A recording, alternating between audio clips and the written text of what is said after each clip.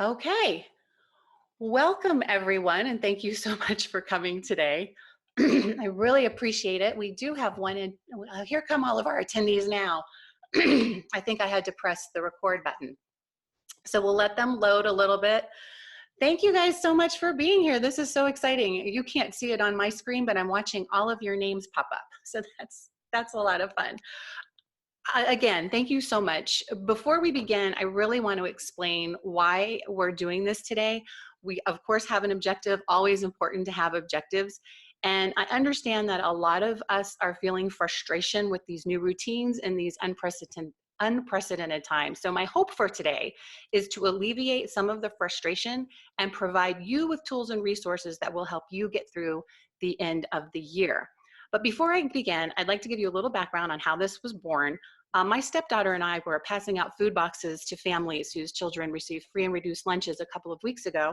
And we struck up a conversation with a local high school principal, not her high school principal, a different one. And he spent a lot of time talking with my stepdaughter about what her school was doing to prepare for this remote learning. And her answer was not much, which pretty much is what has been happening. And he seemed to be in the same situation. He was really unprepared for this. Learning had come to a standstill in our district and other school districts here in Northern Colorado. It took about 2 weeks before virtual learning started happening. And it's really been a very, very slow paced process in our part of the state. And that's been really frustrating. So most of the schools in our country will remain closed for the remainder of the school year, which means we have about 5 to 8 weeks left in this remote learning world, which most people don't really understand how to navigate. So I started digging around and reading and trying to figure things out. And the more I read, I really don't believe that this is the end of remote learning in our country. And I sat in on a webinar with Rick Wormley. You can look him up. I'll put his information in the link. And he doesn't believe that school will even begin in the fall. So let's hope he's wrong and that it does believe in it does start in some way. You know, President Trump has laid out a 3-phase plan for restarting the economy. Starting schools is phase 2 of that, but it bars groups of 50 people or more, and it encourages continuing that physical distancing. Now, you know, and I know that in a school environment, keeping kids 6 feet apart is virtually impossible. It's going to be very difficult. So I think that education is going to look a lot different than what we're used to, and I just want everybody to be prepared. We'll do a part 2 of this webinar addressing those concerns, but for now, our objective is just to get through the end of the year with our sanity intact. So I'm going to share my screen now. There we go. So you can see this lovely PowerPoint presentation that I made just for you guys. There it is. So let me introduce you to the wonderful, wonderful people that are here with us today who have generously agreed to give up an hour of their day to talk to all of you. If you have questions, you can put them in the chat box. And hopefully I will see that chat box. I don't know what happened to it on my screen. But we have Miss Carissa Brazeal. Carissa has been an educator within the charter school system for about 15 years. She's taught middle school math and science for 10 years and has spent the last 6 years developing and running the middle school STEM program. In addition to being an educator, she serves as her school science director and the middle school gifted program developer and student provider. During her tenure, she's been awarded by National Geographic, become an ambassador for the NASA STEM Endeavor program, was honored at her school with Teacher of the Year, recognized by Broward County as Middle School SECME STEM Coordinator of the Year, and has helped her students take home well over 100 different awards and achievements for their hard work and innovation. Her goal is to ensure that failure is embraced and ingenuity is celebrated. Jeannette Gaiter is also with us today, and Jeannette is a mother who has homeschooled 9 children. Yes, you heard that right, 9 children for over 20 years. She has also had some of her children in public school, so she's had experience in both worlds. She loves children and education and currently works with the Red Feather Lakes after school program. She loves people and connecting people to ideas and resources that help them be their best selves. She is currently a founding partner at the Boulder Raw Company.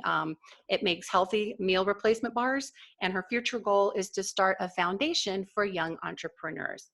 Excuse me. Next, we have Mr. Matthew Johnson. Matthew is a 15-year veteran. He has spent the past 12 years in the classroom teaching grades 3 to 6. He is a former gifted teacher and technology coach and currently serves as an elementary assistant principal in South Carolina. He is an award-winning teacher and a national technology presenter on the flipped classroom model, and I'm really excited for him to talk to y'all about that. We have with us Miss Kathleen Smallwood. She has been an ESE teacher and specialist for the past 26 years. She's worked with students in elementary and middle school in Fort Lauderdale, Florida. Her passion is teaching early reading skills to primary grade students and finding creative ways to meet the needs of her students to maximize their learning potential. And last but certainly not least, we have Mr. Mike Rizzo. It says Mark Rizzo on the screen. His name is not Mark, it is Mike. He's also known as Coach Mike.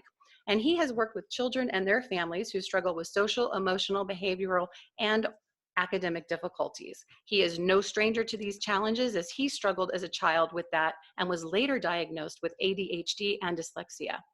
Unaware of the depth and range of his challenges, he and those who loved him were perplexed by his lack of success at many venues of life. And his challenges led to academic failures, incredible frustration, and family conflict.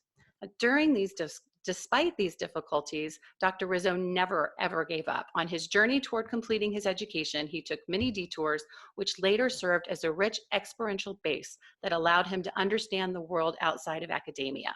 Eventually, at the age of 30, he finished college and entered graduate training. Against all odds, while working full-time as a school psychologist in the public school system, a 37-year-old Mike Rizzo completed his PhD. In addition, in 2014, he earned his diplomate in school neuropsychology from the American Board of School Neuropsychology.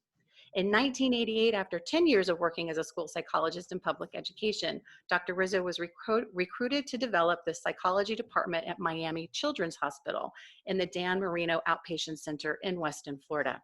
Since the early days, his group has expanded far beyond the walls of that facility. At this time, over 35 clinicians, including school psychologists, clinical psychologists, psychotherapists, behaviorists, and specialized tutors and educational coaches have been trained by Dr. Rizzo to understand the neurobiology of learning and behavior. And these professionals have worked with Dr. Rizzo to assist families in maximizing the potential of their children. And I can attest to that because they certainly helped me with mine. Currently, Child Provider Specialist has offices that serve children and families in the counties of Palm Beach, Broward, Miami-Dade, Collier, and Lee. Dr. Rizzo's philosophy is that no child is lazy. Laziness and low school performance are symptoms, not causes, of academic shortcomings. By specializing in the innovative science of the brain, Dr. Rizzo has dedicated his life to ensure that he and those he has mentored prevent children from being misunderstood simply because they are neurodiverse. The brains work a little differently. Dr. Rizzo typically conducts 30 to 40 in-service trainings and professional developments per year at conferences, as well as with school faculties, parents, graduate students, and related professionals. His philosophy on how to understand and work with these bright kids that struggle in schools has been instrumental to changing the lives of many students, including my pumpkin. This philosophy has been facilitated through his trainings, his work, his dedicated staff, and his periodic blogs and newsletters, which you can find on his website, which is awesome. And we'll give all those links at the end. Whew, that was a mouthful. Y'all are a little too impressive. It took the whole hour. Okay. Pretty much. So the objective for today is to provide you with remote learning tools and resources so that you can survive the school year and save your sanity. So with that, we're going to jump right in to our very first question, challenges. And I would like each of you to answer this. And we're going to probably only have one or two people answer the following questions. But starting with challenges, what challenges, and like just a couple of sentences, what challenges have you faced with remote teaching so far, and how did you overcome those challenges? So let's go ahead and start. I'm just going to go top to bottom as you're appearing on my screen. So Coach Mike, Dr. Rizzo, have you had any challenges? Because this is kind of your world. I find that about 70% of families are comfortable with this model, but 30% are pulling their hair out. And typically, it seems to me that children that are neurodiverse, with their attention issues, learning style differences, let's say, or prone to anxiety and emotional low thresholds for frustration, or having a very hard time. And the parents are having an even harder time because they're seeing firsthand the difficulties their kids have managing curriculum as fluidly as most other kids. So there's a subgroup that this is not working for under the standard model. And I don't want to go too into it now, but we have to think outside the box for this 30%. That's kind of my point of view so far. I would agree I'll give with somebody that. else a chance to talk, so I won't take 100%. up. All right, Matthew, what do you think about that? Well, I am still in the school building today, so you may hear some bells go off. I did mute my computer so that it wouldn't interrupt too much. But as a building administrator, I'm kind of hearing all the challenges, not just from one teacher, but from all the teachers. And a lot of the challenges that they're coming up with are unable to interact with students. They're not hearing from parents. At the elementary level, of course, there's a lot of dependency on the parents to communicate with the teacher. And that's really been the number one communication, has been teacher to parent. And then trying to bridge or trying to connect with the student through the parent. And so trying to reach out to those and really in the past, before the pandemic, before, we've gone to virtual learning, education for those that are in the lower impoverished areas, education was low on the list of priorities. And now when it comes to, surviving, it's gone even lower. And so trying to connect with their child's teacher has been, has not been something that they've been made a priority in their life. And so that's been one of the challenges that our teachers have gone through.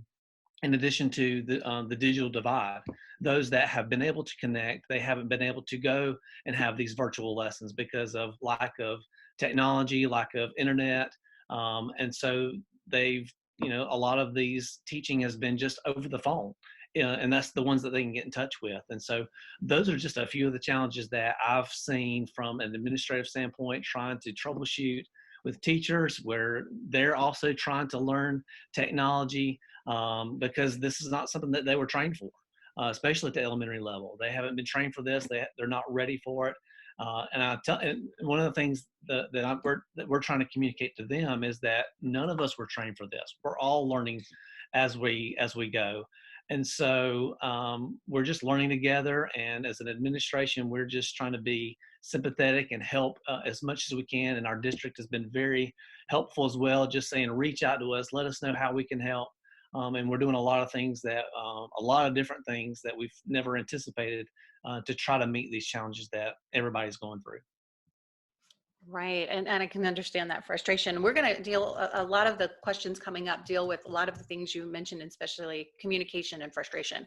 So when we talk about overcoming these challenges, we will definitely hit those hot spots. Ms. Brazeal. Yeah, we're going to address a lot of the challenges with our panel discussion today: engagement, communication. These are common things when there's such an abrupt change to our teaching environment. But, teachers, when we're taught to become teachers, we're taught in a way where we're meant to be in the classroom, a live interaction, face-to-face with students, dealing with that dynamic. So, none of us were trained to teach in the virtual world. And I think to overcome these challenges, we really need to reflect on the difference between a classroom teacher and a virtual teacher, that there is a difference there. And understanding that difference is key to really being successful of where we are now in this temporary situation and where it might possibly lead as we're entering into next year, or just different phases of our teaching career. I agree 100%. Ms. Smallwood, would you agree with all of that? Do you have more to add? Oh, 100%. I agree with everything everybody has said.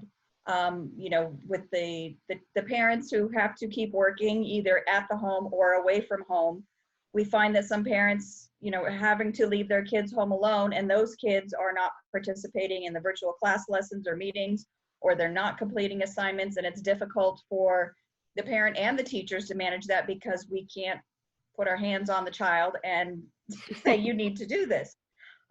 So that has really been difficult. And it's also these students who rely heavily on their peers for support. You know, which page are we on? What do I do for number 7? Which one is that? Where they were so easily accessible to them in the classroom, that is no longer the case. And, you know, that's where some of the support members on my team have jumped in to provide that one-on-one support. The teachers will let us know that, you know, so-and-so's having some difficulties with getting this work done. They're home alone. They're not jumping in on the class Q&A sessions. They're just not comfortable. Can you set up a one-to-one meeting? So we're really trying to provide that one-on-one support, not necessarily for ESE kids exclusively, but anybody who's struggling with being in this new virtual schooling situation. And, you know, suggesting that, you know, you always had that class secretary who was really organized and had lots of things squared away and was a great resource for the students, to maybe have 2 or 3 of them so that that one student, it isn't being bombarded by everyone, but utilizing those classroom jobs now as virtual jobs to provide that peer support that those students are missing. No, I think that's wonderful. One of the things that everybody brought up pretty much was communication, and how we, yes. I just want to say, I think if I could interrupt for a second, there's 2 themes. One theme is the accessibility to get the kids there. In some cases, you know, as Matthew pointed out, you can't even get the kids there because of lack of technology or lack of parental support, or that the more basic survival needs are the focus of the families right now. And the other issue is the kids that are there, there's a percentage that are not fluidly managing this environment. They're having a hard time with it. So I think we have like 2 themes embedded in what our panel has shared. And one is getting them there, and the teachers learning to manage the technology, and the parents not necessarily being able to help. And the other one is the parents that are dedicated to helping. There's some kids that are not blending well into this type of a learning environment because of the way they learn. So I think that to me was what we should, I know the questions all will probably address that in one way or another, but so there's 2 global issues: getting them there and making sure they all have access. And then once they're there, the percentage that can't handle it in this manner. Like, if everybody would agree with that. I would absolutely agree with that. And I think that when we are talking about, especially the second part of that, Dr. Rizzo, with the children whose parents do want to help and they do have access to the technology, how can we communicate with them? What tools and resources can we provide to those parents so that they can help their children learn? The other is a different issue altogether, right? The accessibility, getting them the resources that they need, the technology that they need, making things accessible so that they can join in. But you've been doing this a long time. How do you recommend teachers talk to parents who are having issues with these children who do learn differently? Well, I want to be sure I share the time with all the other panelists, but what I found is that the kids that, let's call them, I don't like the term, but I'll call them ESE kids, typically need more personalized instruction, and they need the load modified, and they need the areas, the curriculum differentiated more appropriately to their academic readiness levels to have a chance to manage the work. And that requires sometimes breaking out of the box that everyone has to do the same thing. If some kids need a smaller load and you continue some of their studies or their take-home work into the summer so they can manage less each day but put more energy into it.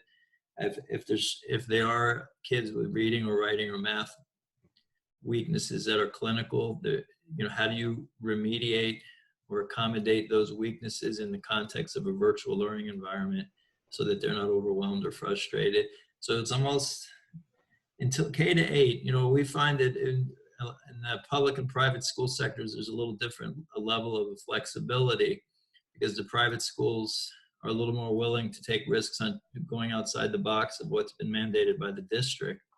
And so, not having a kid take a second language and spending more time in the language arts kind of a block, or trying to lower the load so there's courses that are not necessarily critical to their personal growth, like putting more energy into reading and writing and math, and avoiding like social studies and science and second language for a period of time when there's just too much going on for those kids. So having almost a mentorship ability where you maybe take high school kids that can earn community service hours and come in as Zoom motivational coaches and meet with the kids periodically throughout the day to give them another level of personalized support, because the teachers are not going to be able to do that for every kid. So every kid that's not actually buying into or easily managing this virtual world, we have to almost see each one as a unique puzzle and try to find a way to make them able to get through their day. And as I said, in some school systems, this is a lot easier to do than others.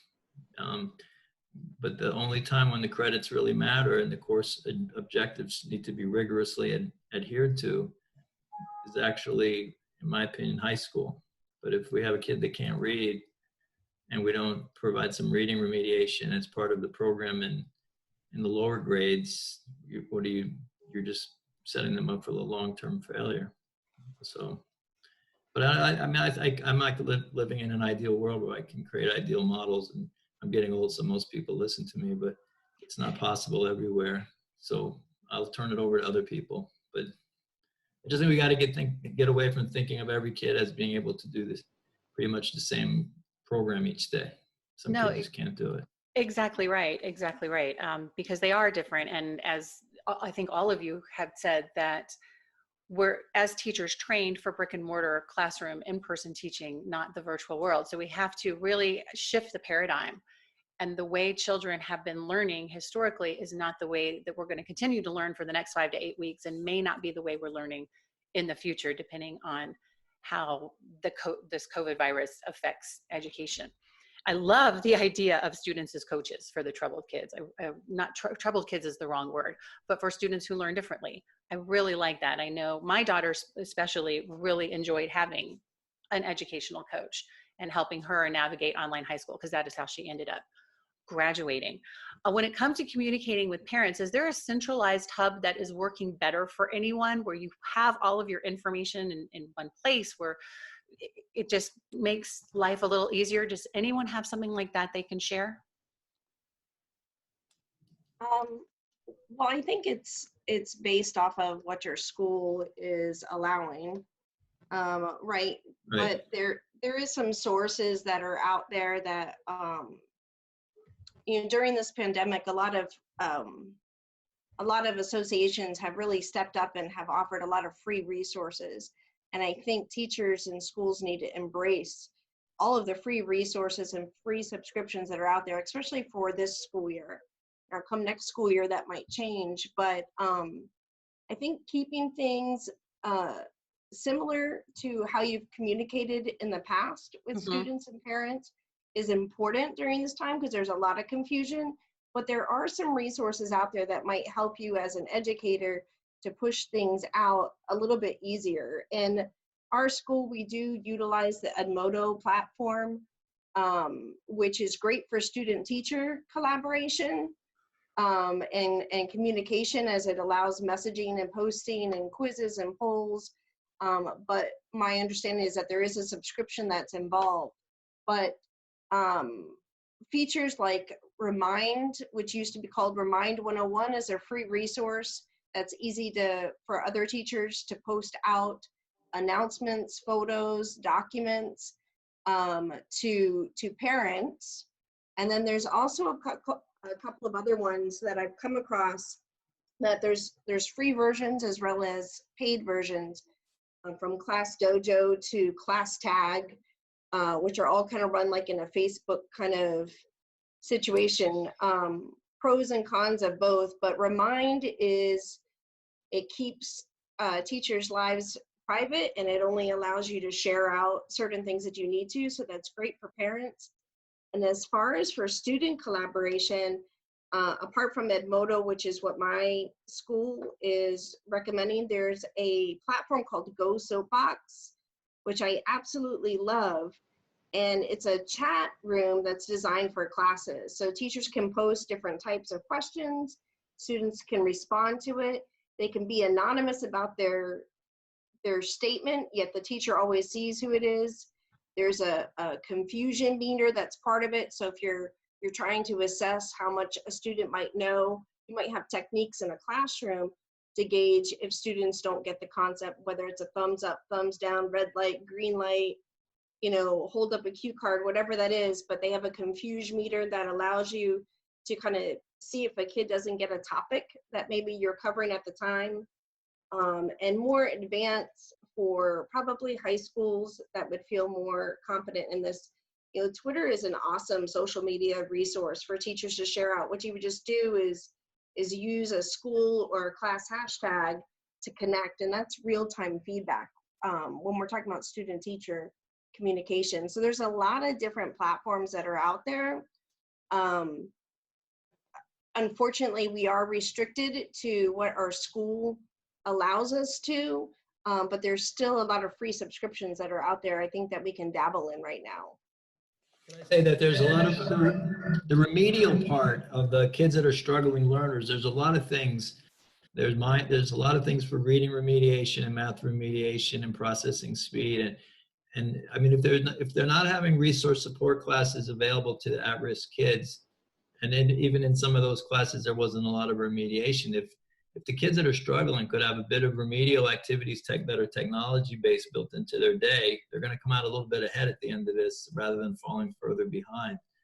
Absolutely. I think there's some things to embrace about this virtual environment that can apply to our advanced learners and our struggling learners. I can give Dee Dee a list of like a lot of technology-based academic and cognitive remediation options. It's like a menu, but a portion of the day, if you make the child stronger, they'll be able to manage things more fluidly. But if you keep them in an environment where their academic readiness is not close to what's expected, there's no adherence or willingness to continue to participate. As ADHD and laziness and poor motivation, as I always said, are many times the symptoms of a bad match between the academic readiness and the task demands. If they're not close, you're not going to have a kid that's compliant and cooperative.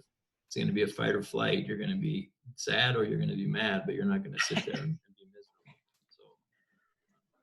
No, that's absolutely right. And we can have all the resources in the world, but if the child isn't in a headspace and the teacher, the educator, hasn't created an environment in which they can learn and that is conducive to learning to their particular style, it's pretty much all for naught. So we have to make sure that we're being mindful of that. Kathleen, do you have anything to add to that? Yeah, the important thing in my mind when dealing with, the students who are disorganized or short attention spans, you really need to be inconsistent in when and where you post information. Our school was utilizing Google Classroom for grades 4 through 8, and the primary grades were using a program called Seesaw. So thankfully, these two things allowed for a lot of the communication that needs to happen now within programs that the students were already familiar with. So that made it nice that we were able to just utilize what the kids were already using. Something that our school has gone to is they send out a week at a glance email to the parents the evening before the week starts. So, if we had Monday off, it went out Monday evening, but generally it goes out on a Sunday evening, and the parents can see the whole week and what the kids are responsible for. So if they have other ways that they need to prioritize their time or their days, they can still see what the child is responsible for and make some adjustments to whatever works for their family routine and schedule. And it also is helpful for my role where I need to provide support. They can pick and choose. Well, I know they're gonna need help with this particular task, so they will schedule time with me to be able to get through those tasks. And then the teachers also send out daily emails with any updates or changes, and that goes out between 7:30 and 8 o'clock every morning. It highlights meeting codes for any virtual meetings that are happening, tests, any particular meeting times. All of those things are highlighted for that day. So it makes it very easy to jump out when the kids have free time and when they need to be engaged in something that's going on for their schooling. And then the younger students hold a homeroom meeting at the beginning of every day. They say the pledge, they talk about their tasks, they talk about their weekend, they talk about their day, whatever it may be that's happening. So the Google Meet, the Google Suite has really been very beneficial for our older students, and then Seesaw is the program that they're utilizing in the younger grades. And that allows you to draw, use text boxes, you can use video, audio, take pictures.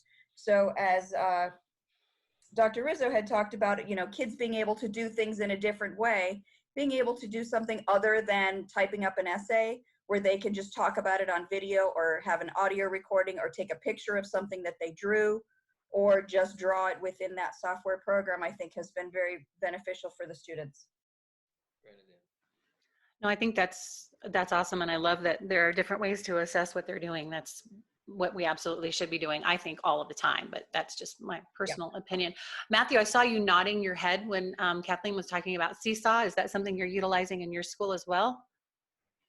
Yeah, we use a lot of what Kathleen said with Seesaw and with the younger grades, and I'll add a few more things too that haven't been mentioned. I'll add those in the chat after I'm done. But I know a lot of our teachers use Blooms, which is kind of like a one-stop shop. It has, you know, behavior. It has, you know, sharing work. It has, you know, things that they can use. So a lot of our teachers use that along with Google Classroom with communication. But just kind of thinking about the idea of communication, I was just talking with a teacher. She stopped by with her 5th grade daughter today, and she talked about how her daughter is just not a morning person, but she's been doing a lot of her work in the late afternoon and the evening. And I started thinking about some other kids in our school who both parents are working, so they're having to stay with grandparents, and they don't have access to technology. And teachers finding out that information gives them a little bit more, or allows them to be a little bit more sympathetic for when they're allowed to or able to participate if they're doing a live lesson through Zoom or whatever, that they maybe offer multiple times of the day for a live lesson or recorded. And I know we're going to get to that later, but I think just answering the question, how can they best communicate with students, is whatever it takes. I mean, it's because, you know, when I was in the classroom, when I had that meet the teacher day and I would get to talk with all these parents, I would ask them, what's the best way for me to communicate with you? Is it email? Do I need to pick up the phone and call? Because, you know, not everybody checks their email every day like us teachers do. And I wanted to find out what's the best way. But now that schools kind of come to a close, or the buildings are closed, that might not be the same anymore. And so we need to find out what's the best way now to communicate with you. And I know I have some teachers that they're actually going to the students' houses. They're not going in the house, but, you know, keeping a social distance, and then maybe writing messages or just dropping off letters, just saying, hey, we're trying to get in touch with you. We can't get you by email. We can't get you by phone. We know things have changed, but we're still here. We still want to provide services for you. We still want to reach out, and we want to do, you know, what we can do, you know, as teachers to help those students in whatever way is possible. And so there's a lot of different virtual platforms that are being used, but I think it really, now we're starting to see, I think as Dr. Rizzo said, is that, you know, we're getting into where a lot of students, you know, that, you know, we had a certain time of the day that they're coming to school and they're being taught. And now it's, we're having a little bit more, it seems like every student's having an IEP. We're having everybody need to be taught in a different way. And trying to find out what is that way, and that way may change over the course of the week as parents are going back to work, and things are going to continue to change as we even look towards next year. And so I think for teachers is to be flexible, and I think that's kind of a hidden gene that all teachers just naturally have, is that we are flexible. You had an incredible point, which education has been struggling with for like 50 years, is that the adolescent and the teenage brain is not designed to get up and do schoolwork at 8 a.m. Nope. by the circadian rhythms. And they've been saying forever that kids shouldn't start high school until 10 o'clock because they usually don't go to sleep until later, and but the reason that most school districts have insisted on starting school is about buses, because they don't have the buses to get the kids to all the schools. So they had to bring the high school kids in first, and the middle, you know, so to have a flexible schedule for the older kids that they can go do the work at the point in the day that their brain is up and ready is almost a blessing in disguise. That's been a problem with high school education that science has been arguing about for 25 years, that 7:30, 8 o'clock in the morning for high school kids is a silly idea, just because of the way the cycle of their sleep cycles. I think that even works for teachers too. There's a lot of teachers that can't function at 7 o'clock in the morning. So, I'm going to agree with that one. But Yes, I just want to bring us back. We started with, asking what are the biggest challenges, of what we're facing right now. But if we can start to get to the point where we're reflecting on what's the benefit of this virtual classroom and focus on that, the biggest thing is the flexibility. Yeah. Flexibility in the scheduling, the students' pacing, Yes. that their ability to finish things faster or at a different time. And if we start looking at that as a tool of, well, how can we manipulate this to meet our students' needs? I think we're gonna, as teachers, be a little bit less stressful and then also see much more success with our students. Chris, if they use technology properly, you can personalize the curriculum demands to match the kids' readiness levels. And the teacher goes in, and the teacher then goes in and monitors the movement of the child through the technology-based reading, writing, or math curriculum that's being delivered through technology. And then the teacher's like the coach that checks where there's a breakdown and then provides the one-on-one support to move them to the next level. But we've been running some programs like this for years, like for at-risk kids, where they do like MobiMax or MindSpring for reading, and then they get as far as they can in math or reading or writing. We use fast forward modules, we use all kinds of stuff, but we find that they'll stay engaged because it's challenging them right at the point that they're ready. And then at the point where they start to crack, they're not getting the concept, then the teacher steps in and helps. That was a great model for this online school environment. Once everyone gets a little more savvy with technology, is especially the ESE kids that are deficient in certain areas, to provide a remedial portion of their day. Forget what the other third graders are doing. Put this remedial portion of the day with personalized instruction through technology to try to strengthen their weaknesses and not have them just keep up with the other third graders, is where I think this could be a beautiful thing. Yeah, closing some of those gaps would be very beneficial. Well, and especially before 10, between 6 and 10 years old, you have some big windows to really make a big difference if you can really personalize the instruction. But typical classrooms don't have that ability. It's just too hard. But we might be able to do it with technology. But we can do it if it's going to there's a learning curve. Absolutely. And I think there are a lot of blessings in this for teachers, the flexibility to be sure, but also the ability for students to learn at their own pace and at their own time if we can figure that out, how they don't have to all be in one place at one time and do that effectively. I think you guys are absolutely spot on. Jeannette, I would love to bring you into this conversation and talk to us about how teachers can best support parents who are working with their kids at home, because you did both of those things. Or maybe she's that sounds great. I'm leaving my video off. My internet, I apologize, guys. I live in the mountains and it's dicey right now. I don't know why, but it is. So I am super excited to be here today. As far as how teachers can support parents, some of these parents, and I had this back in my earlier notes, some of these parents have not had their kids at home maybe since they were 3 years old, on a permanent basis or during the day. So they're not used to figuring out how to juggle their job and how to juggle their kids. They're not used to that. So I know that they are, I'm sure, dealing with that issue. And especially some single parents, they have to work in order to support their family. So life gets all kinds of complicated. And I know you guys are familiar with all of that as well. But I think one of the things is just recognize some of these parents are probably terrified. And I say that strongly. I think they probably are terrified. I talk to people and say, how did you possibly homeschool all those children? And you guys know, as you teach, you just do it. You just do it. And so I think one of the things that teachers can do for parents specifically is to empower them.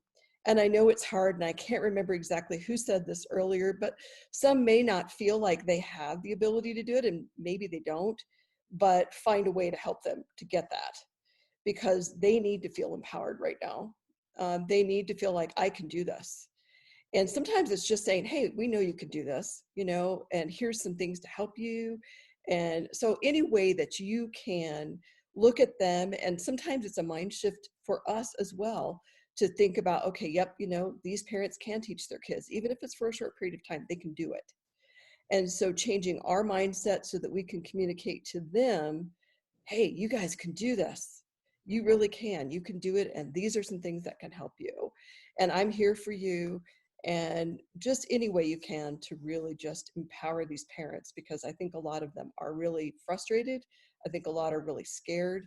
They're afraid they're going to mess up their kids' education. I think that's the other piece I'm going to throw out here. As a homeschooler, stuff happens. Even as a school, stuff happens, like right now. Kids are not going to get super far behind in 8 weeks. They're going to get behind, but they're not going to get super far behind in 8 weeks. So do what you can. Don't mess with what you can't. And I think that's what I did as a homeschooler, and my kids turned out pretty good. Jeannette, I love what you said about empowering the parents, because I think even as individuals, educators, whatever our position is, getting a word of encouragement can go so far to give us that boost of energy, that extra confidence that we need. And parents are not going to be any different than that. And I'm a parent, but my son is in college right now. But the same thing, we look for resources to help us. And I know that our school did do a Facebook Live session with the parents, but I feel like probably more is needed on the parent support side to just encourage them in this process. So thank you for sharing. Jeannette and Carissa, and Matthew, it really wasn't a thing. I hadn't given it any previous thought, but the more I think about it, if there's a way to facilitate like college-bound, successful high school students that need community service hours to mentor the little kids whose parents, even if they want to help, they're out trying to survive. They're trying to find a way to, they're waiting on a food line somewhere to get food. I mean, we have to find a way to get support to the group that does not have the parents that are there to support them, either intellectually or physically or financially. There's barriers to the, but there's some kids that are out there by themselves, just nobody's watching. And maybe this idea, somebody could find a way to get this launched.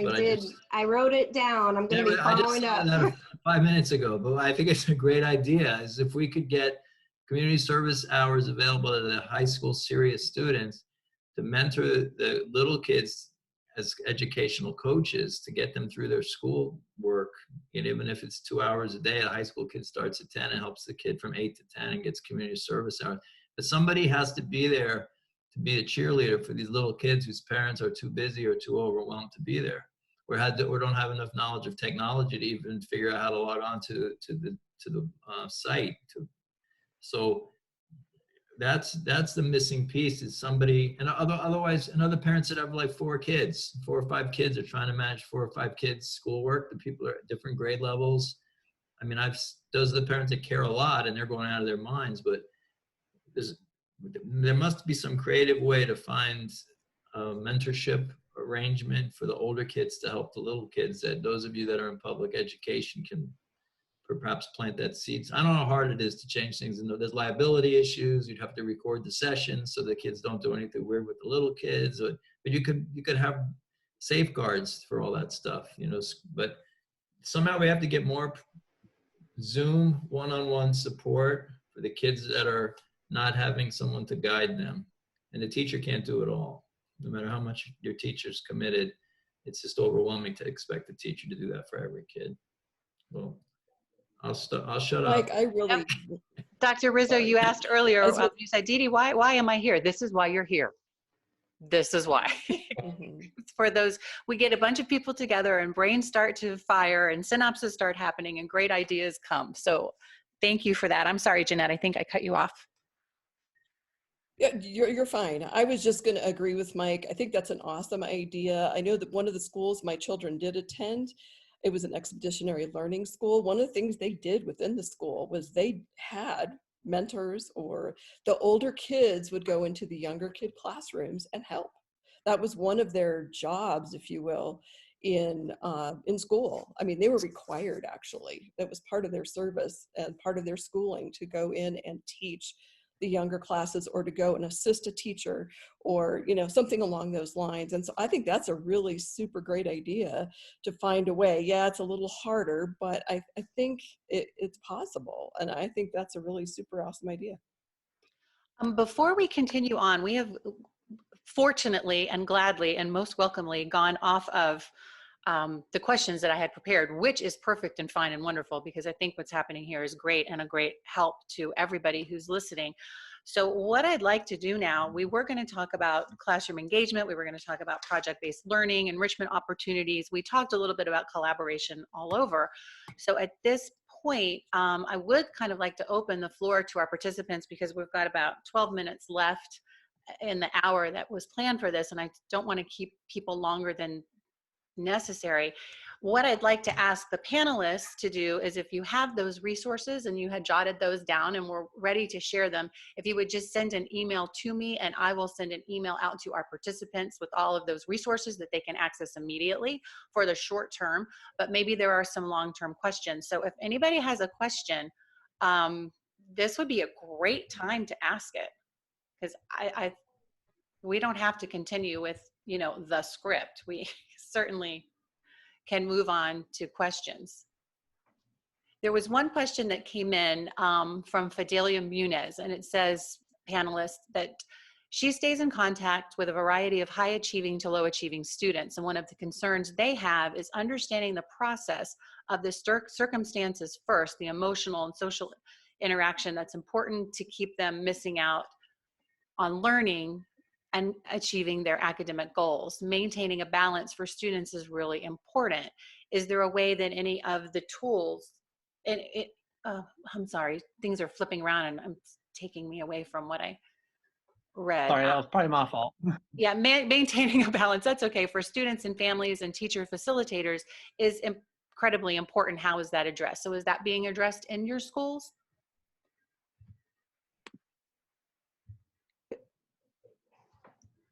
Could you kind of summarize that question? I started to. I think because they're not. I apologize. Yeah, no. I think, and maybe Fidelia, I might have this wrong, so correct me if I'm wrong. But it seems like the question that she's asking is, they're going on Zoom, getting this academic, but we're missing out on the social. So is there a way that schools are trying to, encourage the collaboration, encourage those social pieces while getting that academic piece? Well, I think that's definitely an important component. When you talk about the benefits of virtual environment, that would be the one downside, actually, with a bunch of studies that had come out about what is wrong with virtual environment. Most of the students will say that they just miss the connection with the teacher and miss the connection with their peers. So offering them those opportunities to collaborate is very important. And it could be something as simple as opening up your Zoom meeting room 10 minutes sooner than what you were scheduled for, and knowing that it's just time for students to connect, or even staying after 10 minutes to do one-on-ones, as well as offering opportunities for them to collaborate within their classwork. And that gets a little bit more tricky in listing off things, but I'm definitely going to push out some resources that I found that work with online collaboration, as well as just opportunities for them to use school as an excuse to collaborate together to get that component. Awesome. No, that's great advice, because I think until all of these social restrictions, social distancing restrictions start to lift, it's hard for these kids. It's really, really difficult. I have a question from Carolyn Garou Jones, and she asks, how do you legally grade a student when you have received no work at all? And Mr. Gerhardt is struggling with that as well. No, he says he's found that having students stay after if they wanted in the Zoom meetings has been helpful for socializations. Thank you, Mr. Gerhardt, for that. That's great advice. But what about the legalities involved in assessments?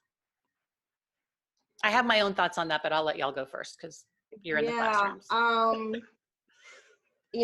This is a tricky time, and I would love, Matthew, to hear your take as an administrator. But as a teacher, we are trying to do everything that we can to get that work from the students, even if it's 9-10 weeks late, because we're trying to be conscientious of their situation. Sometimes we aren't even aware of their situation. They could be the babysitter of the household. They might be at grandma's house with no internet, like what Matt had said earlier. So offering them opportunities to do work in a different way is really important, and seeing if there's a different way to assess them, getting them on a Google Voice phone call, and communicating with them and having like a little mini lesson. If they're doing any sort of communication via technology, there is a technology standard that's across the board for each grade level that you could utilize to get them one grade. But when you're getting no communication and no connection with that student, there's no way to just give them a fake grade. So I would just say try different avenues to get a hold of that student and modify your assessment. No. Can I add a comment? Oh, go ahead. So I'm sorry, Coach Mike, go ahead. I'd like to let Matthew go first. I'm sorry. No, Oh, it's well, okay. that's fine. Thank you. Well, I was just going to say, based on the grading guidelines, I mean, I think they're different state to state, and even within our state, district to district.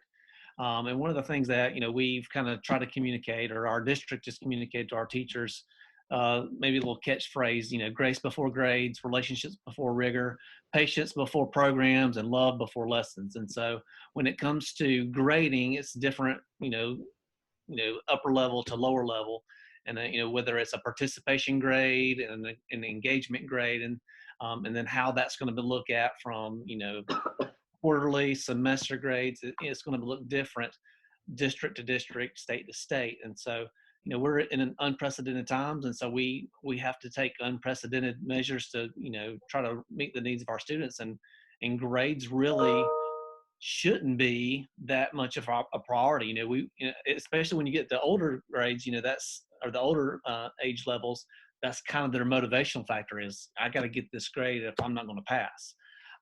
And so, of course, that's going to be different, and that's a little bit out of my area. But I know that when we look at from an elementary level, is that, you know, if we can't get in contact with someone, you know, we have a school resource officer that's here every other day. We share him with another school.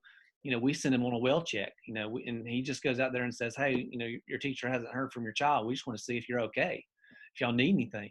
Not they're in trouble, not trying to say that, you know, they're in trouble for not communicating, but we just want to see, is there anything that they need that we can help them with, and even communicate that way. And so we have a grading policy in our district, and I don't want to share that on here because it's not really official yet, but we do have what we're going to do for the rest of this year.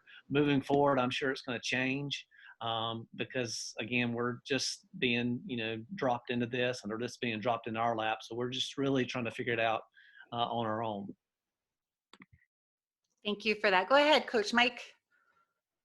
I don't know. I just, you know, I'm like, I have a lack of affinity for institutional mindsets, and I think each kid should be looked at like in a pragmatic way as far as their situation. If a child's been a high achiever with excellent grades, and the circumstances come up that they have 8 weeks to go in third grade and they have no access to technology, or their family's overwhelmed, and we have to decide what to do for the rest. I think the kid should be promoted. If a kid is a weak student that is young for their grade and clearly could benefit from another year of repeating a grade, and they've been on the edge, then they should not be promoted. But I think you have to not have a blanket statement that if you miss in the last 8 weeks of school and you don't turn in any homework, you can't pass the grade. Because it has to be, what if a kid's parents are in the hospital with the virus? You know, they're going to be preoccupied with, or their grandmothers just died, or, you know, but you have to look at each kid's ability to manage the demands of the next grade as part of your decision, how lenient to be with these last 8 weeks of school. Now, institutions can't do that because it would give too much subjective control to it, I guess, to the teachers, but that's the right way to do it. And that's some private schools I work with. They come to me. I mostly work with private schools, and we have these discussions every day. Like, this kid's not turning in his work, or this kid's reading is so far behind. What do you think we should do? And I said, we should recommend retention, or we should recommend promotion, even if this last 9 weeks of school, this last 12 weeks of school is a train wreck.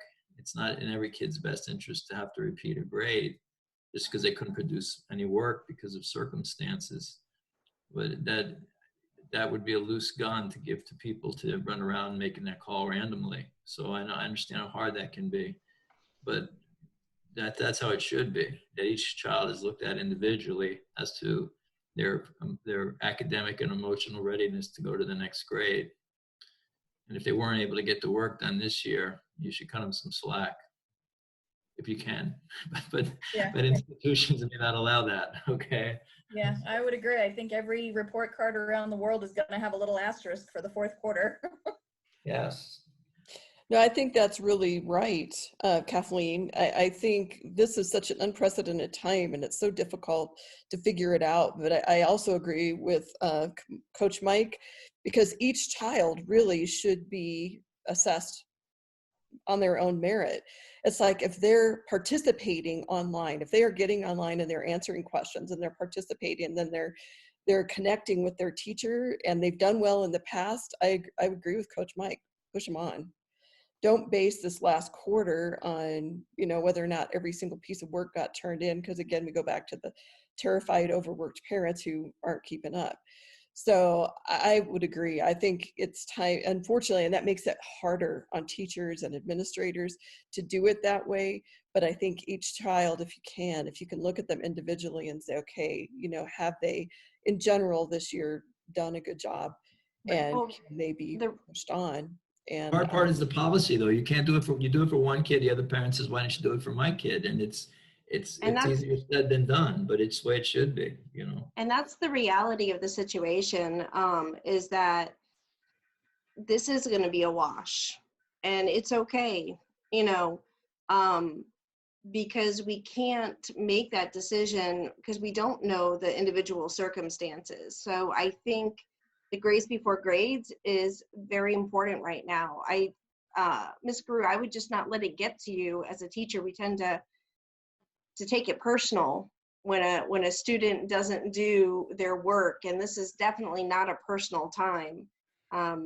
These are children. Even if they're in high school, they're still children, and they're given this environment where it's very unstable and unstructured, and we don't even know all the ins and outs of their personal situation. So I think it's very difficult to assess the situation. So I would just try again, whatever you can to try to get that grade. And if not, probably reach out to your administrator and let them make the final call on that decision. But just don't take it personal in the sense of that they're doing it intentionally. Just keep fighting for them, and hopefully you can get some connection with them to find out what's going on and be able to get them a grade. Chris, I think that's absolutely right. This is definitely not a time to take anything personally, because it does come down to access. It comes down to resources. It comes down to the levels of support, the mental health that's happening in the home. There are just so many things that affect grading that it becomes inequitable, especially in a time like this. So it becomes very difficult.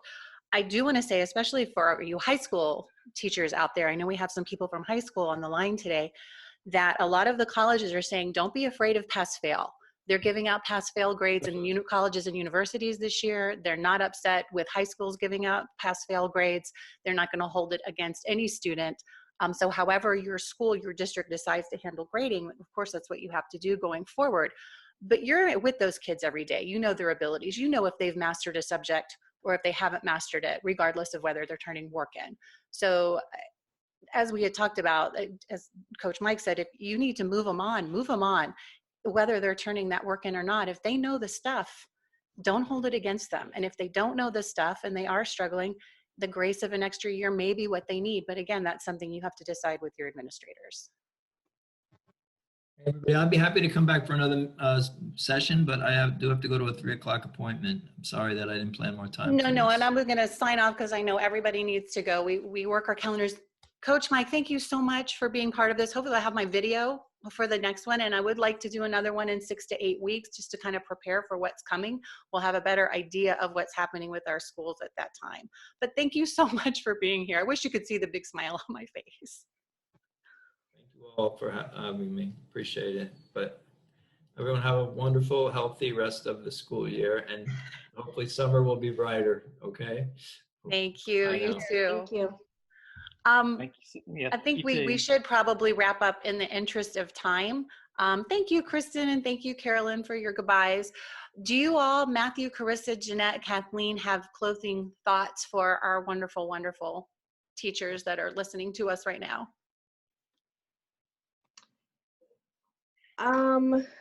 You know, I was super excited to talk about engagement with it, so I'll look forward to doing that next year. But I just want to encourage educators to rethink how they're doing their lesson plans. Remember that to keep the students engaged at this time, you need to, you really need to look at this acronym that I use is called SCORE, but I'm going to focus just on the curiosity as the biggest component of engagement is to provide that opportunity for the kids to want to understand. Just stimulate their curiosity.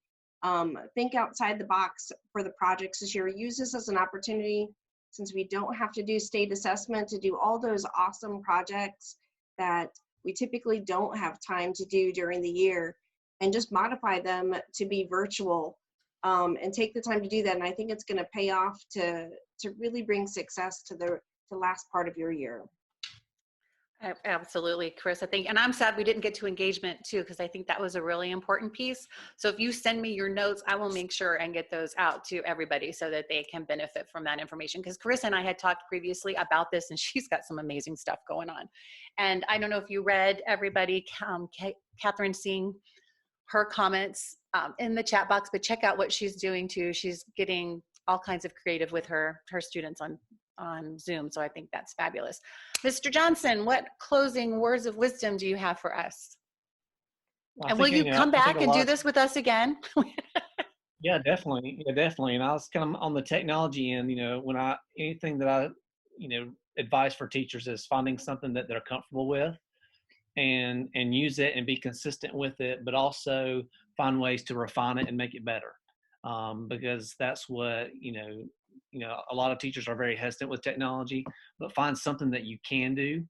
Because a lot of kids, even the younger kids, they were born into the technology age. And so they can actually help teach teachers how to make them a little bit better using technology. And they even helped me, when I was in the classroom, I had something I wanted to use. I said, hey, go look at this and figure out how we can use this during, math and science. And they, explored it and figured it out and ended up teaching the class, and they became experts at it. And some of the tools that I share with them, they said, no, this is, I don't know if this is any good. I said, okay, well then we won't touch it. But finding something that they can, that teachers can use that's beneficial or that they feel comfortable with, whether it's just making, if it's a recorded lesson or if it's live. Some people don't like seeing themselves on camera. Some of them would just rather hear their voice, and that's fine too. Just finding something that they know that they can do, that that is effective, and just continue to find ways to have that growth mindset to make it better, and get feedback from your students, because they're the ones using it. So they should be the ones giving you a little feedback on what works and how they can make it better. Absolutely. Thank you so much. And I'm glad that you have agreed to come back, because I think continuing this conversation in a few weeks when we have a little better idea of what's going to happen in the fall will be incredibly beneficial to everyone. Jeannette, what are your closing thoughts for us? My closing thoughts are more kind of on the mental side of things, not necessarily something practical, but one of the things I really wanted to reach out to the teachers with was that you're responsible to teach your students to the best of your ability and only to the best of your ability. This is a really weird time for everybody, so give yourself some grace. If things aren't going well, just give yourself a mulligan, give it another try, and don't get all stressed out about it. Your students and their parents, to a degree, are responsible for their learning, not you. You're responsible for teaching, but they're responsible for learning. And so the best thing that you can teach children is to, and I believe Matthew was the one who was talking about this, is to give them a love of reading and a love of learning. Because if you can, and I'm sorry if I got the wrong person who was talking about that, but I so agree with that if you can teach a child to love learning and to love reading, then they will grow on their own, with or without you. So I really wanted to encourage you to just encourage them to explore their world, to find out how they fit in it. That's really important. And if you focus on that, then you've given them a gift that they will take through the rest of their life. Absolutely. Thank you so much, Jeannette. I really appreciate that. Kathleen, what have you got for us? I think the biggest thing that we've had to embrace as teachers, we tend to be flexible, but I think we need to be even more so with our deadlines, with the products. You need to really have an open mind about what does that end product look like for the students to demonstrate their learning. It doesn't always have to be an essay. It can be a video. It can be a drawing. It can be so many other things, and be open to the students' ideas. You know, they may have a way that they want to demonstrate what they've learned, and, you know, be open to that. And just, you know, try and be as flexible as you can as with your deadlines. You know, there are a lot of circumstances that we are not aware of, and, you know, giving a kid an F on something because they didn't get it in by 3 o'clock that day when they were at work with their parents all day is not super helpful.